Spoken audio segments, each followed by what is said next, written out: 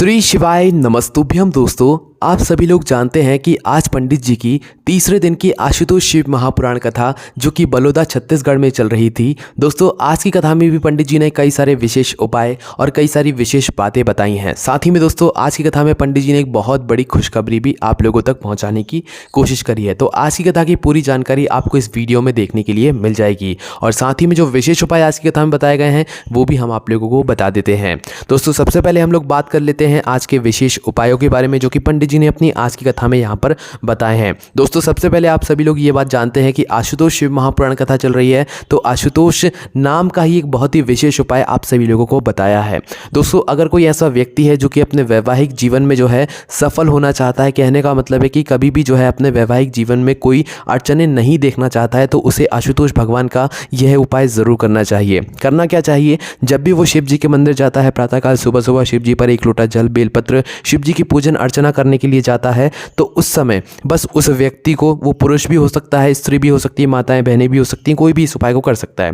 तो मंदिर में आपको बस आशुतोष भगवान का नाम का थोड़ा सा 1 से 2 क्षणों के लिए स्मरण करना है। बस आशुतोष भगवान का नाम लेने से ही जो है आपका जो वैवाहिक जीवन रहता है वो हमेशा सही रहता है, कभी कोई लड़ाई झगड़ा नहीं होता है, प्रेम हमेशा बना हुआ रहता है। ठीक है, तो पंडित जी ने बोला है कि जितने भी बच्चे ऐसे हैं जो कि आशुतोष भगवान का नाम बस प्रतिदिन शिव जी के मंदिर में जाकर ले लेते हैं, तो उनको उनके वैवाहिक जीवन में कभी कोई दुख समस्या नहीं आ सकती। और कोई जो भी व्यक्ति आशुतोष भगवान का नाम एक बार प्रतिदिन अपने जीवन में, अपने दिनचर्या में ले लेगा, उसके जीवन में कभी कोई, उसके वैवाहिक जीवन में कभी कोई दुख समस्या नहीं आएगी। ठीक है, तो यह उपाय आप ज़रूर करके देखिए प्रतिदिन। और दोस्तों, उसके बाद जो अगला उपाय यहाँ पर पंडित जी ने बताया है वो ये बताया है कि दुख की घड़ी में आप हमेशा महादेव के पास दिल लेकर जाया करो। जैसे कि कभी किसी के ऊपर दुख आता है तो लोग अपना सोना चांदी निकाल कर क्या करते हैं कि जौहरी के पास जाते हैं और उससे सोने चांदी को बेच देते हैं। ठीक है, तो उसी प्रकार से जब आपके ऊपर दुख आता है तो आपको क्या करना है, सीधे जब जैसे ही आपके पास दुख आए तो आप ये समझो कि भगवान शिव जी ने आपको याद किया है। ठीक है, याद किया है तो आपको क्या करना है कि जैसे ही दुख आए, दुख आने के बाद आपको सीधे शिव मंदिर जाना है और भगवान शिव जी को पूरा अपने आप को समर्पण कर देना है कि भगवान शिव जी, ये हम हैं और हम आपको अपना पूरा जो है अपने आप को पूरा समर्पण कर रहे हैं। ठीक है, तो पंडित जी ने कहा कि आप जिस तरीके से जौहरी के पास सोना लेकर जाते हो, उसी तरीके से दुख के समय भगवान शिव जी के पास अपना दिल लेकर चले जाओ। आपके जीवन से सारी दुख समस्याएं उसी वक्त भगवान शिव दूर कर देंगे। भगवान शिव आपसे कुछ नहीं लेते, एक लोटा जल अगर आप लोग चढ़ा सको तो वो चढ़ा दो, वरना शिव जी के दर्शन मात्र से ही आपको बहुत कुछ प्राप्त हो जाता है। ठीक है, तो दोस्तों, इसलिए पंडित जी ने आज की कथा हमें बताया कि भगवान शिव आपका दूर से ही कल्याण कर देते हैं। पंडित जी ने उदाहरण देते हुए समझाया कि जो हाई पावर की लाइन होती है वो दूर से ही करंट की वजह से जो है हमको खींच लेती है और वो दूर से ही जो है हमें करंट लगवा देती है। ठीक है, उसी प्रकार से भगवान शिव जी भी एक ऐसे देव हैं जो कि आपका दूर से ही कल्याण कर देते हैं। अगर आप भगवान शिव जी के मंदिर के सामने से भी निकल रहे हैं और भगवान शिव जी के शिखर का भी दर्शन कर लेते हैं तो भी भगवान आपका कल्याण कर देते हैं। भगवान शिव जी की चौखट का दर्शन कर लेते हैं तो भी आपका कल्याण हो जाएगा। भगवान शिव जी का सर्व दर्शन मात्र करने से ही आपके सारे काम सफल हो जाएंगे। ये वो देव है। और दोस्तों, पंडित जी ने अपनी आज की कथा में बताया कि भगवान कृष्ण जी को आप लोग देख लो, भगवान राम जी को आप देख लो, इनको आप स्पर्श नहीं कर सकते, दूर से दर्शन कर सकते हो। बहुत ही अनूठी जो है इनकी मतलब यहाँ पर दृश्य होता है, पर आप कभी इन भगवान जी का स्पर्श नहीं कर सकते। पर शिव जी एक ऐसे देव हैं जिनका आप हमेशा स्पर्श कर सकते हैं। स्पर्श कहने का मतलब है कि शिवलिंग हमेशा खुला हुआ रहता है और शिव जी के मतलब प्रांगण में कभी दरवाज़ा होता ही नहीं है, तो कोई भी जाकर किसी भी समय जाकर शिव जी की पूजन आराधना कर उनको स्पर्श कर सकता है। ठीक है, और स्पर्श तो हो ही जाता है। कैसे होता है? आप जब बेलपत्र चढ़ा देते हैं तो आपका शिवलिंग का स्पर्श हो जाता है। ठीक है, उसके बाद जब आप लोग जल चढ़ाते हैं तो जल की धारा जब शिव जी पर गिरती है तो वो धारा के साथ आपका लोटा जुड़ा हुआ होता है, उस लोटे के साथ आपका हाथ जुड़ा हुआ होता है, तो वैसे ही स्पर्श हो जाता है। तो कभी आप ये ना सोचें कि आज हमने भगवान शिव जी के पैर नहीं पड़े हैं, आप भगवान शिव जी से रोज़ स्पर्श करा रहे हैं अगर आप लोग शिव जी पर एक लोटा जल या बेलपत्र चढ़ा रहे हैं। तो पंडित जी ने इस बात को समझाते हुए ये पूरी जो है बात आज की कथा में समझाई है। उसके बाद दोस्तों, आज की कथा में पंडित जी ने एक पत्र पढ़ा है। उस पत्र में ये एक प्रश्न लिखा हुआ था कि पंडित जी, क्या शिव जी को सिर्फ बासमती चावल ही चढ़ाना चाहिए? क्या शिव जी बासमती चावल चढ़ाने से जो है ज़्यादा प्रसन्न होते हैं? ऐसा प्रश्न एक पत्र में यहाँ पर लिखा गया था। तो पंडित जी ने सबसे पहले तो धन्यवाद किया कि आपने ऐसा प्रश्न किया। कोई यहाँ पर ऐसी बात नहीं है। पंडित जी ने बोला कि आपने बहुत अच्छा प्रश्न किया। कई सारे लोगों के मन में ये प्रश्न आता होगा, तो उनका जवाब पंडित जी ने दे दिया। तो पंडित जी ने जवाब देते हुए ये कहा कि चावल है क्या। सबसे पहले तो चावल है एक अक्षत। ठीक है, अक्षत क्या है? एक चावल है। और अक्षत क्यों चढ़ाया जाता है? क्यों चढ़ाया जाता है अक्षत चावल का दाना, क्यों शिव जी पर चढ़ाया जाता है?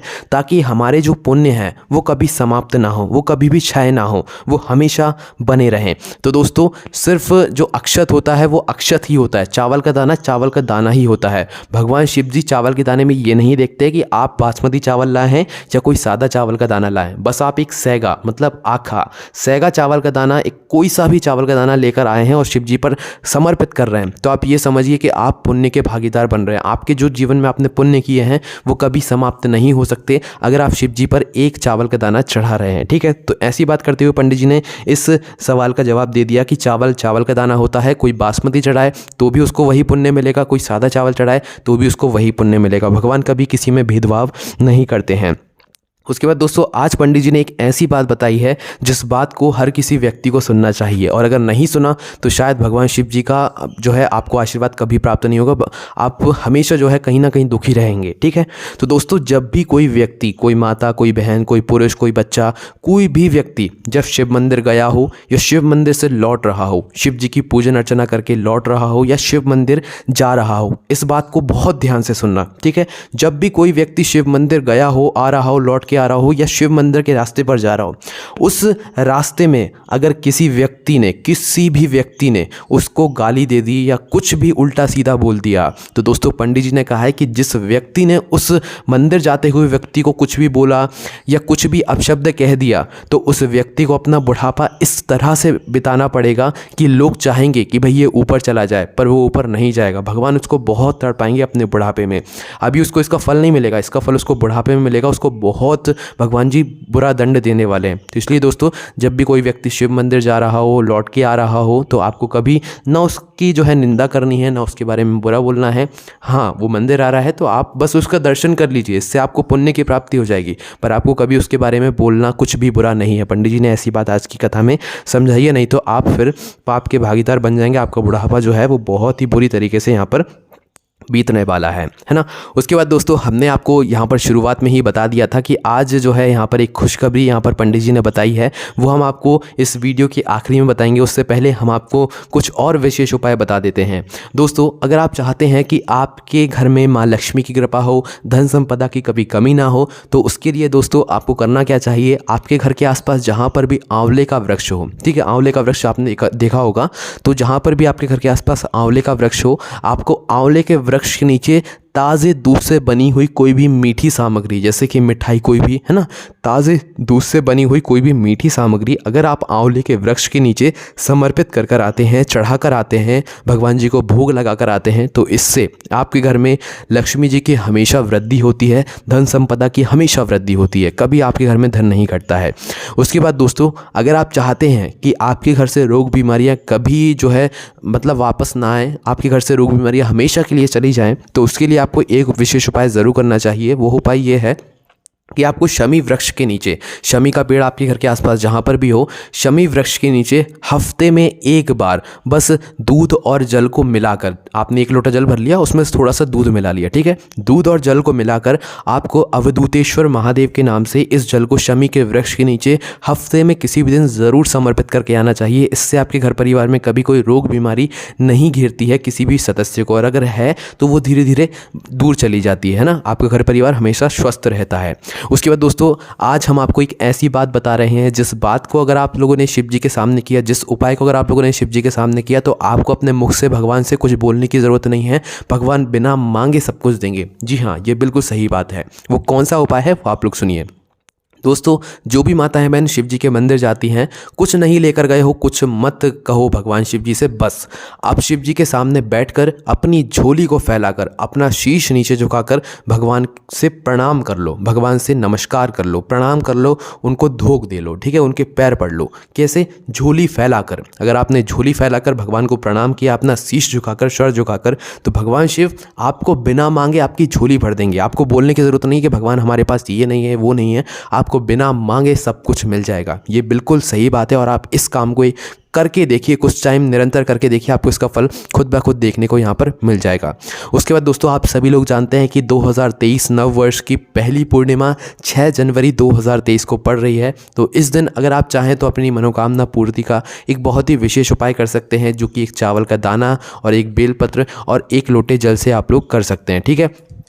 तो वो उपाय कौन सा है वो आप लोग यहाँ पर सुनिए। तो दोस्तों आपको करना क्या है, सबसे पहले प्रातःकाल सुबह सुबह पूर्णिमा के दिन आप इस उपाय को करें, जो कि 6 जनवरी 2023 को साल की पहली पूर्णिमा पड़ रही है। तो एक चावल का दाना, एक बेलपत्र और एक लोटा जल अपने साथ लेकर शिव जी के मंदिर पहुँच जाएँ। मंदिर पहुँचने के बाद सबसे पहले शिव जी पर एक चावल का दाना चढ़ाएँ। चावल का दाना टूटा हुआ नहीं होना चाहिए, पूरा होना चाहिए, ठीक है। एक चावल का दाना चढ़ाने के बाद एक बेलपत्र अपने साथ जो आप लेकर आए हैं, उस बेलपत्र को उसी चावल के दाने के ऊपर शिवलिंग के ऊपर डंडी का मुख अपनी तरफ करके जो है आपको समर्पित करना है, चंद्रमौली भगवान का नाम लेते हुए। उसके बाद दोस्तों आपको चंद्रमौली भगवान का नाम लेते हुए अपनी मनोकामना को करते हुए अपना एक लोटा जल इसी बेलपत्र के ऊपर, चावल के दाने के ऊपर, शिवलिंग के ऊपर समर्पित कर देना है, चढ़ा देना है, ठीक है। और भगवान से अपनी मनोकामना बोल देना है। इस उपाय को करने से निश्चित ही आपके जो भी मनोकामना होगी, जिस कामना के लिए आपने इस उपाय किया वह कामना आपकी ज़रूर पूर्ण हो जाएगी। पर दोस्तों यह उपाय सिर्फ पूर्णिमा व्रत के दिन का है। और दोस्तों जितने भी लोग इस वीडियो को देख रहे हैं वो पूर्णिमा के दिन रात्रि के समय गाय के दूध से बनी हुई कोई मीठी सामग्री ज़रूर बनाएं।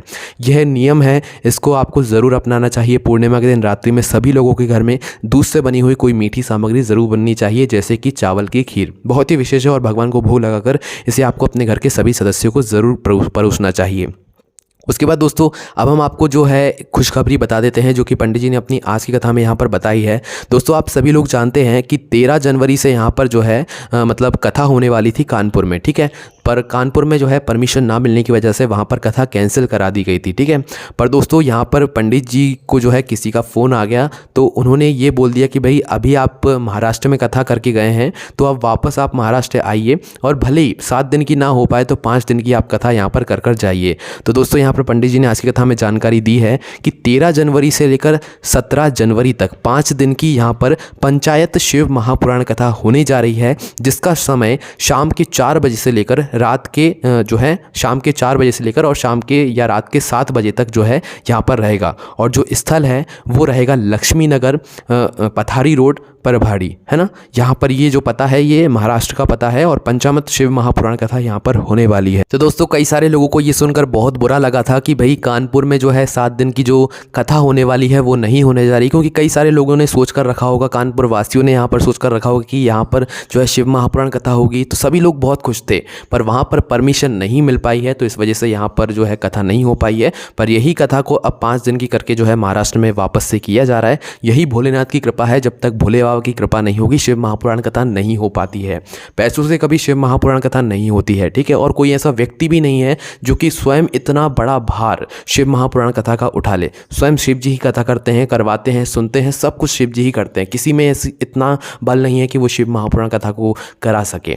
तो दोस्तों उसके बाद दोस्तों आज की कथा में यही सब विशेष जानकारियाँ और यही सब विशेष उपाय बताए गए थे। अगर इन उपायों को करने में आपको कोई भी समस्या आती है तो आप हमसे कमेंट करके पूछ सकते हैं। और आपने आज की कथा से क्या सीखा, कौन सी नई जानकारी, कौन सी नई सीख आपने पंडित जी से सीखी, वो प्लीज़ कमेंट करके ज़रूर बताइएगा। या तो कमेंट में श्री शिवाय नमस्तुभ्यम ज़रूर लिखिएगा। इससे क्या होता है कि आपको कहीं ना कहीं आपके मुंह से, आपके मन से एक जाप ज़रूर निकलता है, श्री शिवाय नमस्तुभ्यम। तो ज़रूर कमेंट कीजिएगा। कोई भी समस्या आती है कमेंट करके पूछ सकते हैं। और ज़्यादा जानकारी के लिए, लिखित जानकारी के लिए आप लोग हमारी वेबसाइट भोलेनाथभक्ति.com पर जाकर यह जानकारी पढ़ सकते हैं। ओम नमः शिवाय, जय भोले बाबा, श्री शिवाय नमस्तुभ्यम।